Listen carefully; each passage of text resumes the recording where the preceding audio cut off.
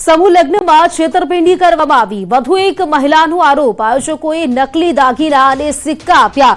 સમૂહ લગ્નમાં લગ્ન કરનાર વધુ એક પરિણીતાએ આરોપ લગાવ્યો છે, આયોજકોને સોના ચાંદીના નકલી દાગીના આપ્યા છે। 20 રૂપિયાની પાણીની બોટલ 60 રૂપિયામાં ખરીદી। લગ્નની વિધિની સામગ્રી અમે ઘરેથી લાવ્યા હતા। રજૂઆત કરવા આયોજકોએ આપ્યો ઉડાઉ જવાબ। આયોજકોએ કહ્યું છે કે દાગીનાની લેબમાં તપાસ કરાવીશું। યુવતીનો આરોપ છે કે સમૂહ લગ્નના નામે આ ગેંગ ધંધો કરે છે, લોકો સાથે છેતરપિંડી આચરે છે। 1.16 કરોડથી પણ વધુની રકમ નવદંપતીઓ પાસેથી ઉઘરાવી હોવાનો દાવો કરાયો છે।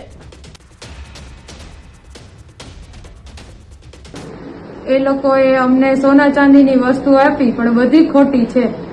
અમે લોકોએ એમને કીધું કે આ બધું ખોટું છે, તો એમને કીધું કે અમે બદલાવી આપશી એમ।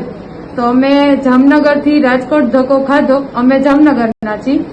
જામનગરથી રાજકોટ ધક્કો ખાધો તો એ લોકોએ એવું કીધું કે અમે લોકો છે ને આની લેબોરેટરી કરાવશી અને પછી તમને આપશી।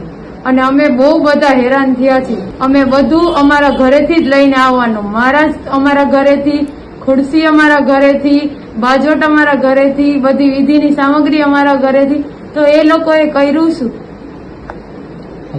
અને પૈસા 21,000 લઈ લીધા અને છેલ્લે એમ કીધું કે તમે પાછળથી મામટ લઈ આવો। તો મામટ લેવા ગયા ત્યારે 1100 રૂપિયા એમ કીધું કે પેલા 1100 રૂપિયા ટેબલ ઉપર મૂકો, પછી અમે લોકો મામટ આપીએ। આવું બધું અમારી સાથે ફ્રોડ થયું છે।